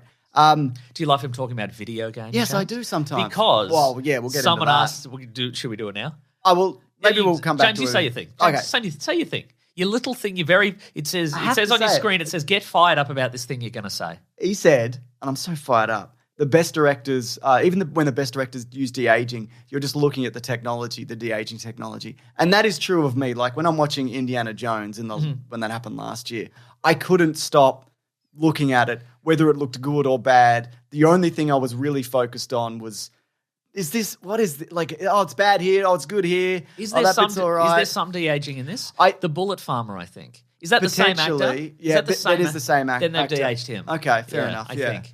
Or it's an excellent makeup. It's an excellent makeup job or a somewhat noticeable CGI de-aging. Yeah, potentially. I honestly didn't notice it. But you know what I would have liked? Yes. I would have liked the entire third act of this movie to have Charlize Theron return. Right. And to use that as the lead up. Okay. I think that also would be like, why would you get Anya Taylor-Joy to then replace her in the third act? Yes, exactly. But I think narratively, that would have worked better for me to go in that direction. Yeah. But look, no, honestly, no complaints. And you know, I thought was really good. Go on. Charlie Fraser, who plays Furiosa's mother. She was great. She's amazing. She's only in the first act. Now, I haven't seen this movie. She's also in Anyone But You, right? So I don't know what her deal is. I didn't recognize her at all, even though it's very clearly the same person. But so she plays Furiosa's mother at the start of the movie before Furiosa gets taken by the gang members, and she is really good in this. She's depicted as kind of capable and angry and kind of, she's skilled and you believe that she is someone who sees her daughter get kidnapped and is just like, I'm going to get on horseback and I'm going to follow, and then I'm going to, headshot a bunch of gang members and steal their motorbikes and, put together a functioning vehicle and then go on a chase. Yeah. Like you don't. Oh, that whole opening is incredible. Like it's probably the best stuff in the movie. Very strong opening. Yeah. Really terrific. But she's good. I would like to see her in more stuff. I agree. She's Australian, I assume? She's Australian, yeah. Because Anyone But You was in Australia. Anyone But You is Australian. Chris Hemsworth, Dementis. Yes. Mm-hmm. I It's just a fun time. Like it's Absolutely. like a dreadful man, obviously, but really fun. It's and we he's a sort of wannabe. He is a cult leader. Yeah, he's a cult leader who his ambitions outstrip his skill. Probably, like absolutely. He's there's a moment where he just gives away like two of his best guys in a trade, and he's just like, like he's very self-destructive. He's very self-destructive, and he's very full of himself. And there's a moment where he meets up with the antagonist of the previous movie. He runs in. They end up in the Citadel, and he's like, I'm going to destroy all of you, and then it just does not go his way at all. Yeah. I thought that was very interesting. Absolutely. I thought it was interesting that when he first shows up, he's wearing like a white robe, and there is that cult leader aspect of him, and he's using this kind of softer kind of deity kind of persona and even voice. And then he very quickly devolves into this, oh, g'day, mate, how you going? Like, which is, I think is intentional. Apparently, Chris Hemsworth based this voice off his grandpa. Okay. And they all sounded like that. They all sounded like that. Like, that's a very specific voice from like the 70s and 80s that a lot of us, they had this kind of nasally kind of like this, which it doesn't really exist anymore, but it makes sense if this started in the 80s. Yes. That this guy would exist, right? Yeah, and of course we learn in the Mad Max prequel comic books that came out around the same time as Fury Road that Immortan Joe was a military guy, and so were all his lieutenants, and then he became this warlord. We don't really know how Dementus became the way he was, but I like to think he was an office guy. Just worked in an office. He could be. Yeah. Yeah, absolutely. So look, the effects in this. Yes. There's some very ropey green screen at times. This movie There's a tanker chase. This movie does not look as good as the previous movie, and it's sort of This gave me the same vibes as The Fall Guy, where we spent the entire movie going, well, this doesn't look great, and then at the end we see a montage of all the real stunts being performed for real, and you think, why did you smear visual effects all over this movie? At the end, this is not a spoiler, I don't think, but at the end of Furiosa, we get a montage of clips from Fury Road, which look a lot better. Yeah, they look the explosions look more dangerous. The stunts look more dangerous. I think a lot of this is down to safety. As well, absolutely. Which I don't look. If it has to look like this so nobody dies, that's fine. Well, obviously. Exactly. And I also want and then, as you mentioned, the Fury Road didn't do as well as we all assumed it did. Yeah. Based on the look of the movie, and I'm wondering if they went, we will let you we will give you the money to make this, but you cannot. That was a disaster. You cannot. The whole making of that. Yeah, I mean, we all, there's plenty of interviews and stuff that suggest it was an insane shoot, and I think perhaps they said you can't leave people in the dark as what you're making, and we need to see everything done the right way, and etc. What's interesting as well, just as a side note, so Anya Taylor-Joy in interviews has said something along the lines of she didn't know what was happening. Like, it's a very isolating kind of shoot. Yeah. That's a sort of same thing. And that's what happened with Tom Hardy and Charlize Theron when they did the last one. They don't have all the pieces. They don't have all which is interesting because as it differs from this movie, the Fury Road was just a trip across the desert in one direction for about 2 acts, and then it was a trip back in the same direction. Yeah. So it seems odd to me that George Miller couldn't just point to a bit of paper and go, we're here now. Like, if that George, I don't know what's happening. I feel so lost and I'm losing my mind. Yeah. He couldn't go, we're here today. You're still going in this direction, and then tomorrow we're going to film some stuff going in the other direction. I think a lot of that was also weather dependent. Oh, yeah. And, like, they switched things on the fly. Right, and Tom Hardy wouldn't come out of his trailer. I read an interview, it was about George Miller, and he thought, like, I don't know why I've cast this guy. I wish I had Heath Ledger. Like, he literally thought that. Because Heath Ledger was going to be Mad Max at one point. And there's a guy in this who is Mad Max. We'll talk about that. So, but what I would, before we get, that's kind of a spoiler. We'll talk about that. Yeah. What I would say is that, again, like this. Not literally, by the way. No. Fury Road is very, very straightforward. This is more. Again, like could you be said, a TV show. It's broken up into chapters. There's more world building. There's more lore. What I felt maybe was a downfall of this one, and again, the first one is sort of lightning in a bottle. Yeah, and it is that endless action sequence. It's almost entirely action all the way through. To me, this movie, it made the universe feel quite small because it's set between like 3 citadels. Basically, it's between 3 citadels. But Fury Road was as well, but to me, when you saw that movie, to me it felt like every trip across the desert could end in death. Yeah. And everything may as well be a million miles away. Like the idea of they want to go to the green place or they want to go to the gas town or the bullet farm or whatever it is. They go through and there's storms and there's fire tornadoes and all this sort of thing. You don't know who's going to attack exactly you. And who's going to live and all this sort of stuff. Yeah. And it just felt like every trip is a journey into the unknown and kind of who's going to survive. And there's a bit of that There's a bit of that, but it also, this movie felt, because we know all the players and we know all the locations from the previous movie, it felt to me like it's just, we're just going down the road. It felt a little, we're just popping down a gas town. There's literally a road, like a paved road. Yes. One of the action sequences, which is very reminiscent of, what they used to do in the old Mad Max movies, but Fury Road. It's like a tanker takedown sequence, which... That to me was the kind of the ropiest one in terms of special effects. Like technically, it all works and it flows and you understand what's happening. But it does feel like they're on a road and there's green screen and whatever, and there's like flying elements to it, like you mentioned. I thought that was digital. Yeah, that's real. Like they had people like rigged up. They had like cranes dangling guys on fans, like going after the tanker, which I didn't think. So I think. The one action sequence which was most reminiscent of the last one, I think, isn't as good as the other one. But the newer stuff, like I did like. There's a moment where there's a section that takes place in the bullet farm, and that to me felt very, because I've been playing through the Mad Max game. I finished it now; it's amazing. Where that felt to me like a level in that, where you go in and you kind of like you grab a car, that car's fucked. Okay, snipe this guy, and keep running. Everyone's piling on top of you. There's an army of disgruntled, insane people who are like scrabbling to survive, and they see a thing that might be their salvation. Yeah, this tanker full of stuff. Yeah, and they're like. It felt like maybe something out of a zombie movie, just these insane... Yeah. Wait, you're talking about the one at the fuel depot or the one at the bullet farm? Well, there's a couple, isn't there? There's a couple, yeah. But those sequences I really liked. And you mentioned the bit at the Citadel at the start when Chris Hemsworth turns up, and that's a fun moment where you see that the Citadel isn't something... And we've seen this in the comics, that you can just walk into and expect to go your way. Yeah, and again, In terms of the canon of Mad Max movies, I think this is very good. But I feel like because we see so many of the same players, I go, okay, well, we are definitively setting this in the same universe, and there's not as many surprises as I would have hoped for. Like, I think maybe the thing about Fury Road is there were so many new freaks in it. Absolutely, you got a guy with bullets. We got some old freaks. You got a guy with bullets for teeth and just a weird pervert in a three-piece suit and Immortan Joe and all the war boys. And it's those guys, but again. But it's those guys. And again, I would have loved another sequence in a new town full of lunatics. And I guess we got that with Dementus's gang. Yeah, sure.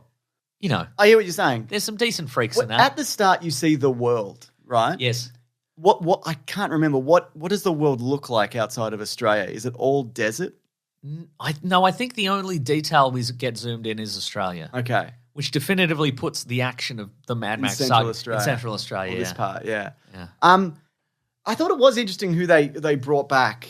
Like, so Immortan Joe is in this, but Hugh Keays-Byrne passed away. So they got Lockie Hume, who I like. Who either is Skase or got Skase in Let's Get Skase. I think he got Skase. He might have got Skase. I don't think he was Skase. He also plays two characters in this. He plays another one-eyed guy in this. There's at least a couple of people. Who play a couple of people. Elsa Pataki is in this, so Chris Hemsworth's real life wife. I want to talk about that also. Okay. God damn. I got things to say about that. Is that spoilers or is that... I thought it was, but no, maybe not. So she plays...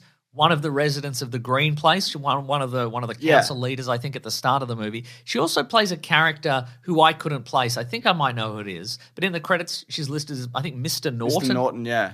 There's a woman in Dementus's gang who is very heavily facially scarred and look sort of Joker style. Is that her? So what happens... Yes. That there's a character at the start. You know what? This is probably a spoiler thing. We might hang on to it. Let's hang on to it. I thought there was a character arc there, but there's not. Right, okay.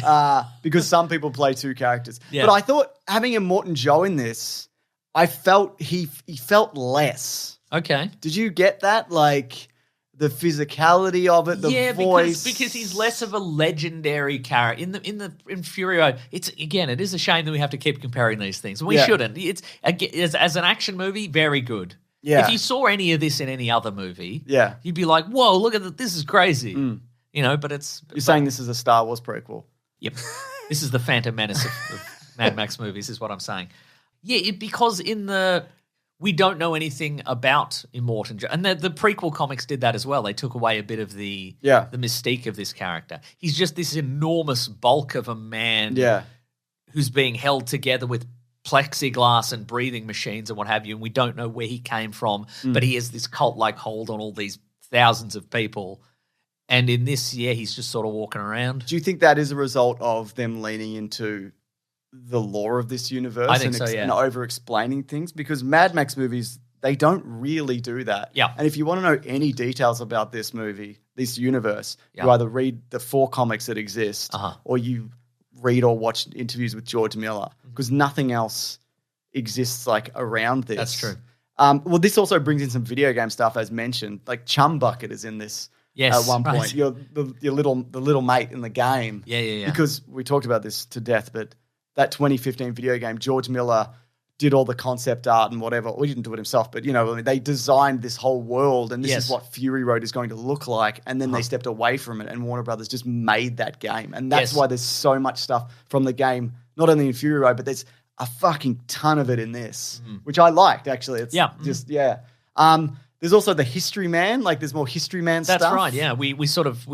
We finally see that in live action. It was in the comic books. It's mentioned briefly in Fury Road at the end. Yeah. We get a quote from the first History Man. But in this, we actually see these kind There's of... a few of them, yeah. Yeah, these kind of tattooed men who and women who... They're Wikipedia. They're Wikipedia. They've learned the knowledge of the previous world, and they've rightly or wrongly. And There's also the character of Smeg, played by David Collings. A second bite of the apple this year at Big Hollywood Movies. Guy from the Umbilical Brothers, who was also in The Fall Guy, There's also, I feel like maybe this movie is sort of the victim of, we'll have to talk about the spoilers, but is in the victim of so many rewrites, probably over nearly a decade. Probably longer. There's a couple of plot elements which I think we'll probably talk about in spoilers that I think maybe were intended to go somewhere initially, and now they're just there. Okay. It's just stuff now. Yeah. Oh, should we talk about the guy who's Mad Max, but he's not Mad Max? The guy who shows up and is like... Let's talk. I reckon let's draw a line here. I'm going to say best movie ever. I'm also going to say in terms of action movies, it is very good. Yeah. It is. Everybody does a great job. It is unfortunate that it is followed by... It's like Casino Royale. Oh no, it's like anything that followed Casino Royale, or anything that followed The Matrix, or anything that followed some other movies. Empire Strikes Back, anything like that. I mean, speaking of the soft performance of Return of the Jedi in 1983 or whatever. I'm going to say best movie ever. Definitely see it on big screen. Despite all of these criticisms, I did really enjoy it.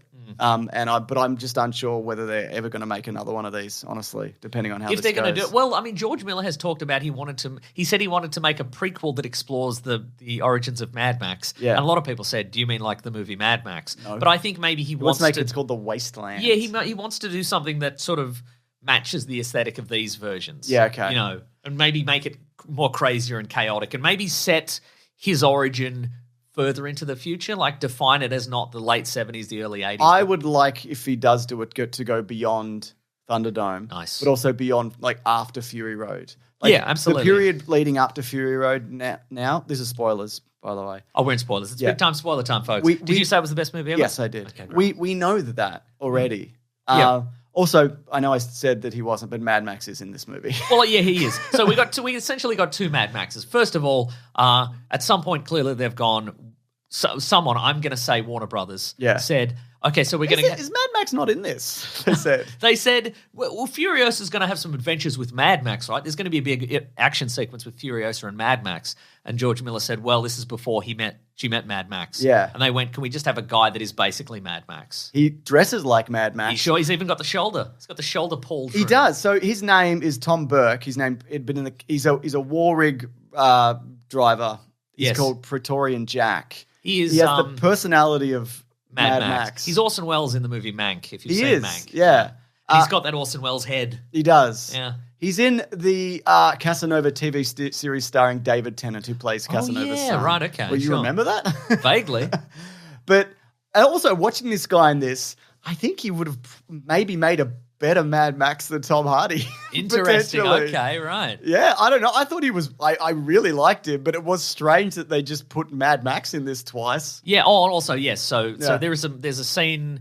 There's a sequence where of course Furiosa is wandering in the desert. She's done another daring escape. Yep. And she collapses, and then we see essentially the identical shot of Mad Max. Yep. With his interceptor on the top of a ridge from Fury Road. Yep. But he doesn't have the long hair. He doesn't, and he's eaten lizards or dog food or whatever. Yeah. And then it is implied that he probably drives down and rescues her and takes her to an insane cannibal woman. Yeah. That's Mad Max's stuntman. That's Jacob Tomori, who was Tom Hardy's stunt double. Now, do we need that? Do we need that sequence? I don't think so. Do we need him to have encountered each other before they met in Fury Road? I mean, they may not have encountered each other. I think it's left vague enough where maybe he didn't Maybe do that. he just drove off, yeah. Yeah, you know. I don't have a problem with it. Well, good, because it happened. Yeah. You can't do anything about it, so you'd have to suffer. I think I prefer that to we see him, he drives down, he drops her off, he waves goodbye. That's right. I prefer this, actually. I'll see you in Fury. I'll see you on the Fury Road. If he's going to be in it. So I guess if you look at the comics, and I guess video game, but more so the comics, this is after he gets the car and Hope and Glory are killed. Yes. Before he goes fully like feral. If in fact any of that is canon. Yeah, which it is. Okay. Or isn't. Correct. Ask the historyman. No, anyway, I was talking about dropped plot threads. Yeah, okay, So sure. the initial action sequence, Furiosa is captured by some of Dementus's men, and they want to take her to their encampment. But of course, nobody can know where the Green Place is because people will come in and destroy it. So the goal of the residents of the Green Place is kill everybody so that nobody alive knows how to get there. So and the initial plot is that Dementus really, really wants to go to the Green Place because it's it's got abundance and what have you, and he's sort of derailed throughout the movie because they encounter a war boy and they learn where the Citadel is, and then they learn of the location of Gastown and the Bullet Farm and all those sorts of things. There's an element in this where Furiosa as a child draws a star map on her arm to that sort of would allow her to point in the direction of the Green Place, and it's the arm that she loses. Yeah. And I thought, well, there's probably going to be a sequence. Someone's going to cut it off. She's going to need to, somebody's going to want to know the location of the Green Place, and she's going to heroically cut her arm off so nobody can ever know because she's never going to talk. But then it just gets smashed up in an accident, and then she cuts it off. Yeah. Do you think that feels like feels like an extremely dropped plot thread? I think I don't know. Maybe it was like a red herring. Maybe it's a red herring. That's what it felt like to me. Maybe it's just an illustration of like, well, anything can happen in this place. Nothing means anything. I thought the dude who was Mad Max, but not Mad Max. So which one? Jack? The fake Max. Okay. Was going to betray her, and so that kind of led to her distrust of Mad Max or people like him. Right, yeah. Whereas like, he's kind of noble and nice and teaches her everything she needs to know when they're in love, but then he betrays her. Yeah. But it's not. It's just more kind of straightforward than that. Yeah. It's interesting as well in this universe. There's war boys and like demented bikers or whatever, and there's just some guys who decided not to play into it. Yeah, we're not doing this. We're not doing, hey, do you want to join my death cult and shave your head and cover yourself in white mud? No, I'd rather not, thank you. All right, well, you can drive my truck then, I guess. That's fine. There's a few You're of those. Normal, that's okay. Yeah, you're normal, it's fine. I mean, that's the guy you'd want, right? Yeah, he's your executive class. Yeah, exactly, yeah. So the Elsa Pataki character is, at the start, she is initially going after little Furiosa with Furiosa's mum. Yes. And so you think that they're going to do this action sequence together, but Furiosa's mum says, no, go back to the Green Place, I'll handle this. And then later, there's a moment where Elsa Pataki turns up again. Her gang is captured by Dementus. So that is her? No. Oh. I thought it was. And then over the course, and then in that fight, she loses like her top lip in the fight. Yeah. She gets like swatted in the face. And then she's one of the 5 that survive. And then she joins the gang. Yes. And then you see, she's just in a background character the whole time. Yeah. And I thought, this woman has been left in the wasteland or captured or went after Furiosa and her mother. So that is Elsa Pataki? It is. Okay, right. But they're not the same character. Right. And I thought, what an incredible story arc that they never spell out. Right. And maybe it'll reveal that actually is the same person. Right, okay. But I thought that I was fascinated by this little story that was happening. Right, that in the they background, never mention. Uh-huh. And that, like, you don't. So you could draw the line that she You went absolutely out. She could. went out on her own. She went rogue to try and find Furiosa on her own, and then she ran out of hair dye, so her hair went to a natural black. Yeah. And then she got into trouble with a Maybe gang. it was she all joined grease a gang. and Yeah, whatever. right. Maybe. Yeah, and she's surviving, and I think it would be a really interesting narrative where, like, sure, when you're in the green place and there's solar power and water and green place, and there's plants and animals and whatever, that's all great. But if you take most people out of that scenario and put them in the wasteland, go feral. this is what's going to happen to them. Yes. And I thought, wow, that's really interesting, until it's not. It's not that interesting, actually, because they're two different characters. Yeah. But again, I would love it if that I think I'm going to hang on to that. That's my idea of that character. Yeah. Anyways, tree revenge. Oh yeah, at the end, we see numerous ways where the death of Dementors might be played out once Furiosa gets a revenge. Yep. And maybe the canonical version is she leaves him in the Citadel and Plants a tree in him. Yeah. I'm sure, why not? Why not? Yeah. Yeah. I didn't mind that. I sure. think I would have liked the idea that he knew who she was earlier. Right. Because the kind of the end showdown between those two, it's just kind of a chat where it's like, you're this person and I'm this person. I quite like the idea that he has killed so many people and this world is so harsh and unforgiving that he just forgot who she was. Oh, I don't have a problem with that, but I just mean I think you could have had that play out earlier, and then he realizes what he and slowly realizes what is happening. Because you're right, there is so much of this movie where he's just being no idea what's happening. Being shot at. He's being sniped. All these men are being sniped by some random woman. He's like, well, okay, this is a Tuesday. Yeah, I guess. exactly. Yeah, you're right. So I don't know. That's just. But also, yeah, maybe you're right. Maybe that speaks to, like, he just does this a lot. Yeah, this is every day. Yeah, and I like the idea that in this universe, everybody is so damaged and everybody is so ruined by this he talks universe. about his family, about what happened. That's right. Which also might not be true. Might not be true. Yeah, exactly. That's right. He might have been an incel on the internet who just imagined all this. Yep. Oh, they didn't have the internet in the 80s. No. That's right. A phone booth guy. Maybe he was a phone guy. booth He was man. calling sex lines in a phone booth. He seems a type. Yeah, that this world was so harsh and he was so damaged, and but it didn't make him a better person. And, No. This cycle continues, and it's going to continue. Here's a plot line that I thought was odd. As child Furiosa is traded to Immortan Joe in the Citadel to be one of his future brides, I guess. Which is implied in the comics. Yeah, and then she just disappears for a while and nobody notices for years. Yeah. And then a mechanic shows up in the Citadel. Yep. And is like, I'd like to work on these cars. And they go, okay, you don't have to show your face if you don't want to. I think it's down to usefulness. Yeah, I guess it's true, yeah.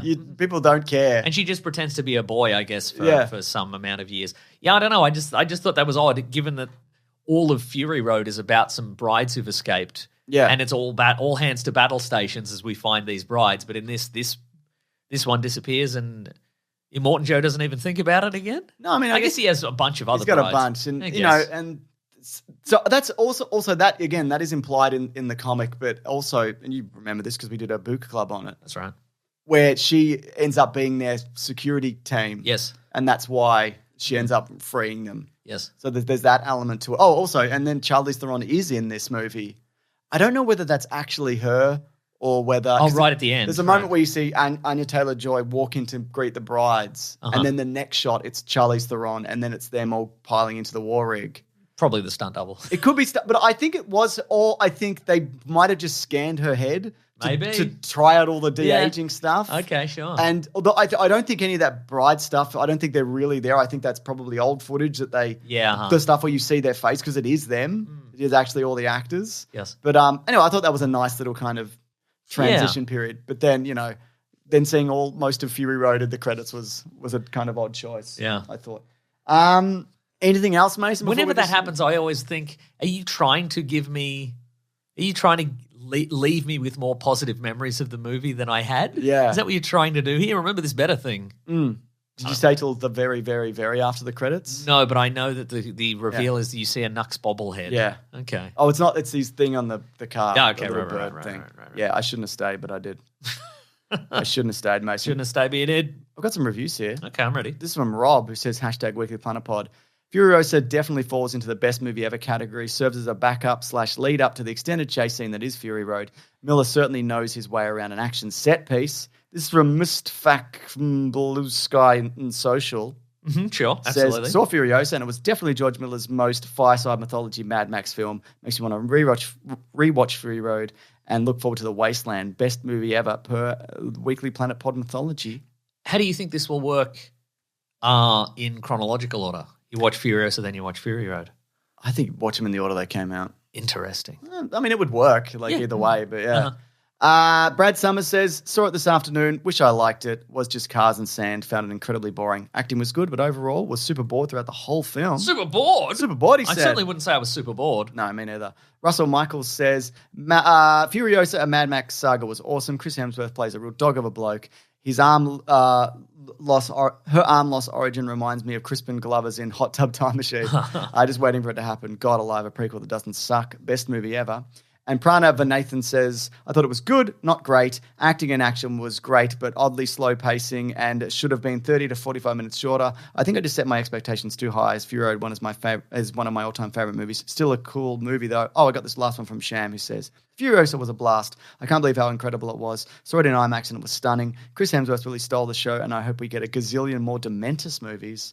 Probably not. Maybe a cameo here and there, but I don't know if this is... it'd have to be a prequel or an in-between. Oh, a prequel. A prequel, you say? I would like to move forward with this universe. Yeah. But again, depending how this goes, I don't know if we will see another one of these for a while. Yeah, right. Yeah. Who knows? What do you think?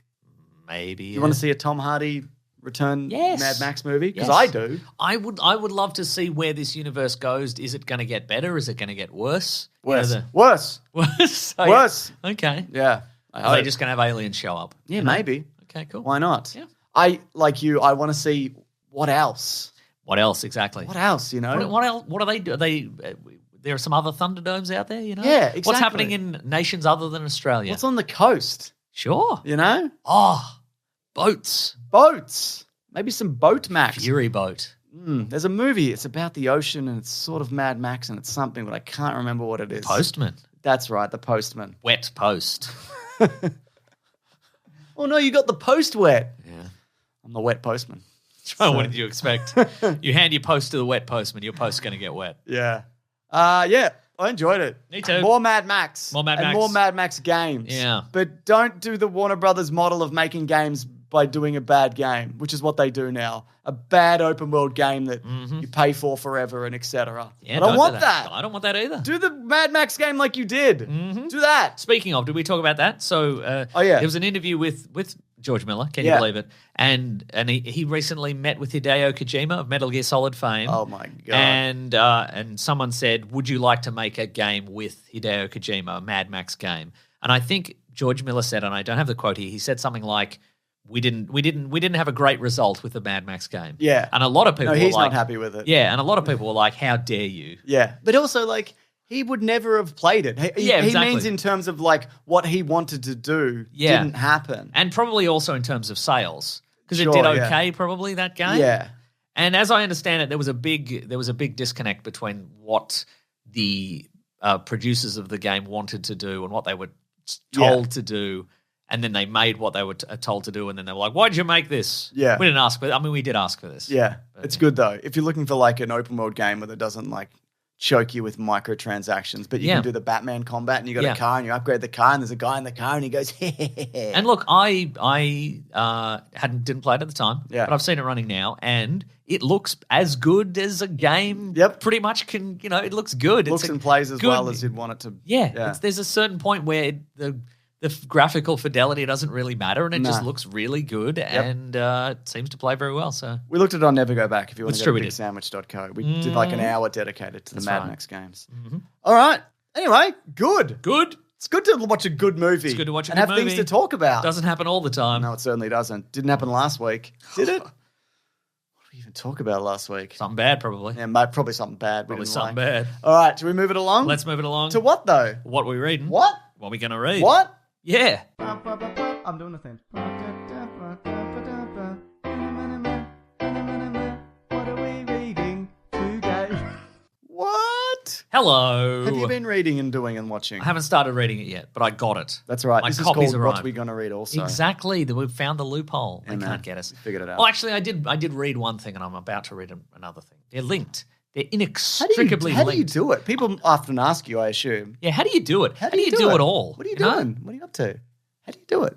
Caffeine, mostly. Caffeine. Yeah. Interesting. Would you say you're a caffeined?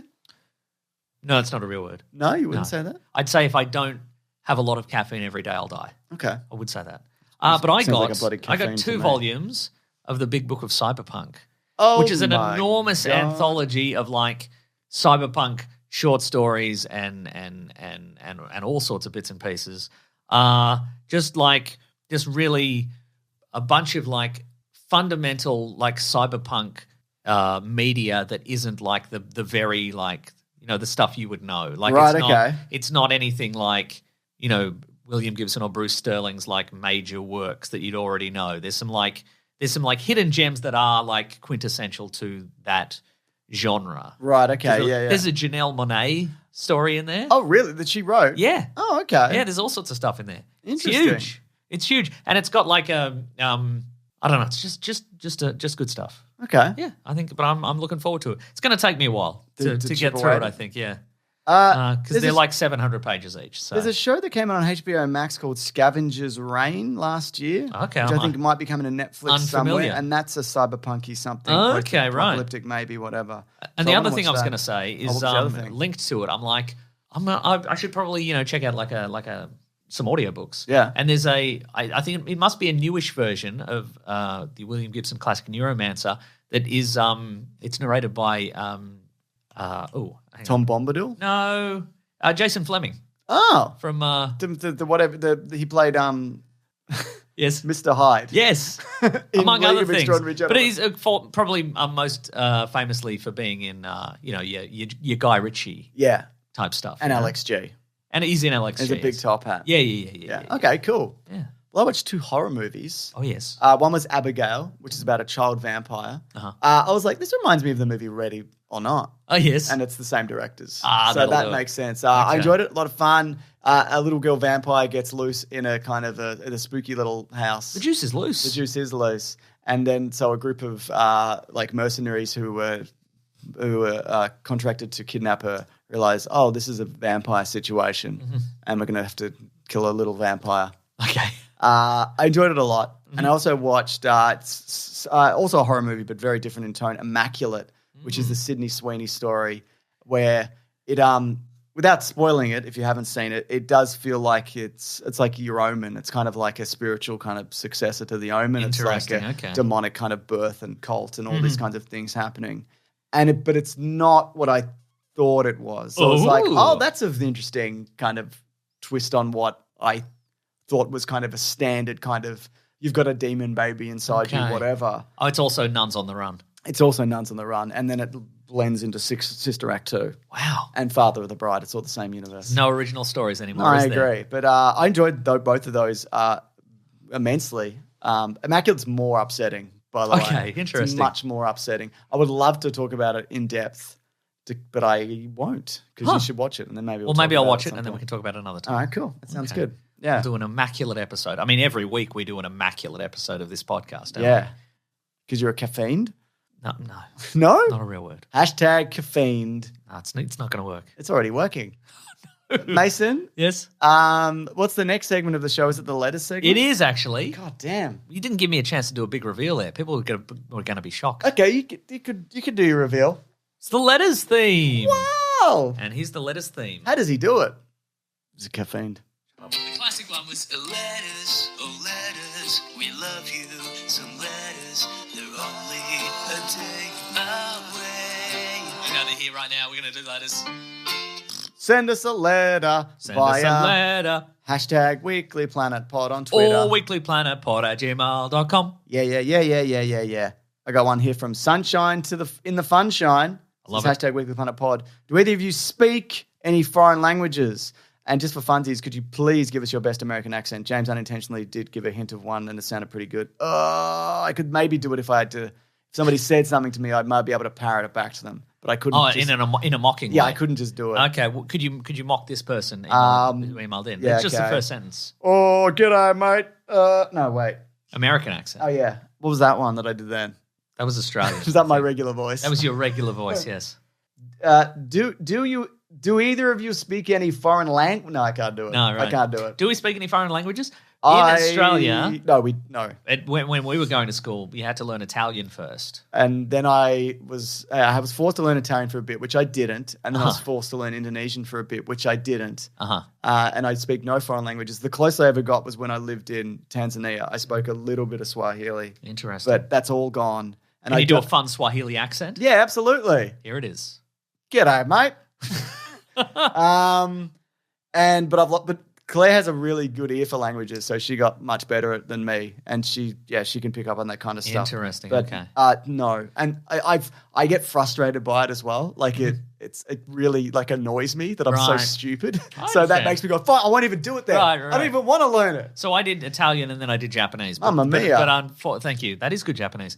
But I don't know about anybody else, but if I don't keep up with it continuously, Gone it's gone. completely. It's absolutely gone. So, Do any of those apps work that people say? like a Duolingo. or Babbel? or Someone whatever? told me there's a better app than Duolingo. Duolingo is only really good for Having two lingos? having two lingos. Like Yeah. it's good for vocab, but it's not really good for conversations or something along those lines. No, I think there's a better app than Duolingo. Unless Duolingo want to pay us, in which case it's the best What app. about Dua Lipa? If she wanted to pay us, that'd be fine, I think, yeah. Okay. Hey, have you heard of pop sensation Dua Lipa?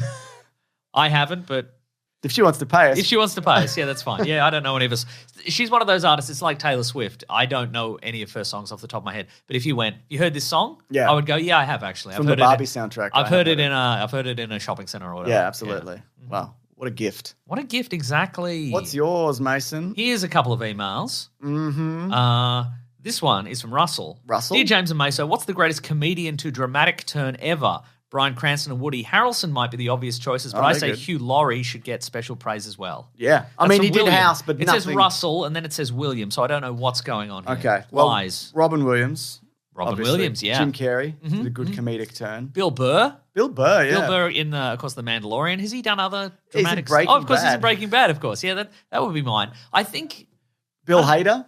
Bill Hader, Barry. Yeah. Which is still very funny. Yeah. But, yeah, I don't know. There's a lot of comedians that have a good grasp of the dramatic. I don't know what's going on there. I don't know why that's...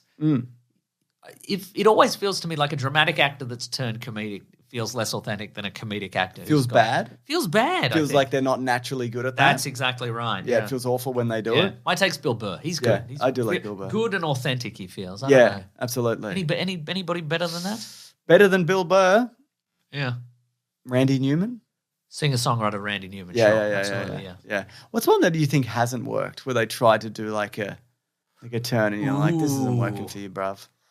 I don't really think there's not many examples of I that. mean, Jim Carrey's still good, isn't he? That's what I mean. Like, Yeah. I mean, the Truman Show is like, I mean, it's got elements of humor to it, but it's Yeah. pretty toned down to what he was doing at that time. Yeah. The Majestic, he was probably very good probably in the good. Majestic. Probably good in the number the 13. number 13 Number or 23 or whatever Yeah, it was. Sonic 2. Sonic 2 is a good turn for him. Yeah, Kick-Ass 2, all the twos. All the twos. Yeah, All the ones and twos. all the ones and twos. But I think probably the most famous example is like Robin Williams, I would say. Yeah, absolutely, yeah. Yeah, Dead Pilot Society, and then the one where he's a robot. And Is that's it because it's the darkness within him? Yeah, Yeah, that'll I think it might probably be. Yep. Yeah. I don't know. I think they have an ear for improv and timing, and like observing mannerisms and the flow of things. And I don't know. I'm not an actor or a comedian, so I don't know anything. That's right. Yeah, I only do this podcast, but goddamn, is it good? It's immaculate, Yeah. as we've mentioned. This is from Mike Steed, who says, I know James is already a huge fan of anime.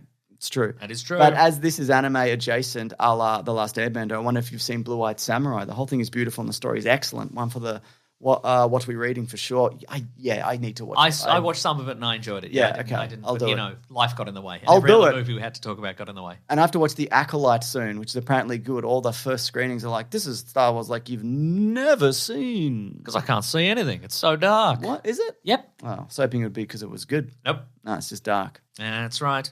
Yeah, I will watch that. And I'll also watch the other one I said I'd watch. It's based on the other video game thing and whatever. You know the one? The 3D one? Arcane. Yeah, man. Yeah. What else, Mason? Here's an email from Sam. Sam. Hey, y'all. Hey, y'all. He's from Texas. You wouldn't believe it. Howdy. That was my American accent, by the way. Yeah, cool. That's good. I know you don't usually cover reality TV, game shows, or panel shows, but it seems like you have a lot of friends and colleagues in the Australian comedy scene. So I was wondering if you watch Taskmaster, either the OG British version or the NZ Australian version. Yeah, there's a new season out now. It's got our friend Will Anderson is in it. Oh, yeah. I've never seen a single second of it. Neither have I've I. seen clips of it. Yes. And I know people who are in it and on it. But no, I don't know when anything is on here either. Yeah, same. I don't know. I have no idea what's happening. I don't know where to watch it. Yeah, it's on 10 Play. There you go. I don't want to download that. You got to Whatever download it. I'm not going to do it. Does Tom Gleason host it? Yeah. It's him and Tom Cashman. I'm like, oh yeah, that's a good crew. It's a good lineup, man. Yeah, everybody's very good. I don't know. There's a certain. Australia has what we call cultural cringe. We hate our own stuff, and we also have something called tall poppy syndrome, which is where where anybody's too popular, we're like, no, they suck. Actually, yes, they're bad. They're bad for being talented and successful. So I guess there is that barrier. I'm always like, I don't know, man. Yeah. I don't know if, but we should. I mean, apparently it's good, right? Yeah. And again, I like people who are in it. Yeah. All right, what's it about? I think they have to perform various wacky tasks. Oh, that's fun. Yeah. Love mastering tasks. Right? Pretty good. Yeah. Sam also says, I just wanted to say in general that I love your show's perspective on movies and TV, not just as art and storytelling, but as an intricate industry. There are plenty of YouTubers and podcasters that talk about lore theories and Easter eggs, so I love having you talk more inside baseball about why and how things get made. Also, we don't know. We don't know. See, that's the thing. This is an email sounds like we know, but we don't know. I say from that conversation from earlier where I'm like, yeah, we don't know. We're speculating as much as everybody else. I don't know. But I don't know. We've all had managers. I suppose is our only insight is we all have managers and we go, a manager ruined this. You know? We know. We've seen this. We've seen that in real life multiple times. If you apply that to every industry, you'll if something goes wrong, it's because a manager ruined this. That's right. Yeah. But then they get promoted and you get fired. That's exactly right. That's happened to me a couple of times. That's cool. Yeah, I liked it. Yeah, it was good. Mm-hmm. I got one more from Tom Servo as my spirit bot. Oh, he says, "Fuck you, James Martini's fucking rule." Love the pod, by the way. # Weekly Planet Pod. Okay, all right then. You're right. Yeah, and you're drunk. And you obviously. That's someone who's had too many white wines. Completely agree. I'm going to do this actually. I'm going to tell everyone I'm going to bar and I'm going to email you in. I don't even know the last time I've even had a martini. I may have even only had a sip of one and been like, yuck, not for me. And that's my whole perception of martinis. Yeah, just the idea of those two, like the clear liquors in it. And I'm just like, no, how could this be anything? Wow. Yeah. But if you go on the more expensive side, things get a lot smoother. Okay. Apparently. Wow. Is this your pitch to be the new James Bond? Just let me do it. I'll do my American accent. That's right. Yeah, man. Man, martinis suck unless they're, and then whatever the brand deal is. Yeah. The Rock's tequila. They would like that. Tequila martini. Here's one more email from Leo. Leo says, hi, I used to work for Scott Rudin and currently work for WBD. That's Warner Brothers Discovery. Who's Scott Rudin? I don't know. You should Google it. I will. How do you spell it? Rudin. Scott is normal. Scott Rudin. And I wanted to chime in on the Phoebe Waller-Bridge question. So last episode we talked about how Phoebe Waller-Bridge had a $60 million deal with Amazon. Oh, he's a producer, by the way. And we're like, what does that mean? Scott Rudin is a rude producer. Anyway, a $60 million overhead deal means Amazon gives her production company that much over some period of time to develop stuff, and then Amazon has the rights to any project developed under the deal. So if her company bought the rights to Mr. and Mrs. Smith to develop and then dropped it, Amazon can then take it over and just produce it. Oh, okay. Sometimes, depending on how big the producer star is, they have the right to take the project somewhere else, as long as the company who cut the overhead deal gets a piece piece of the project moving forward. A lot of it is basically a scam to have an insane amount of money moving in big producer star circles to keep big ego people happy and loyal or something. A very cynical POV, but that's me. That's from Leo. That doesn't sound too cynical. That just sounds what it is. Sounds like managers. Yeah, well, doing speaking of manager managers, stuff. Scott Rudin, I'm on his Wikipedia, and there's a big section here. It says something, what's this say? Misconduct allegations. Rudin was called the most feared man in town. Ooh, he must be very scary because he's notoriously hot-tempered. Ooh. I should love guys like this. Just like, I'm an angry guy. That's my whole personality. You fucking suck. Yeah. How about try that in anywhere other than Hollywood where everybody sucks up to you and they'll beat you up? How's that sound, Scott?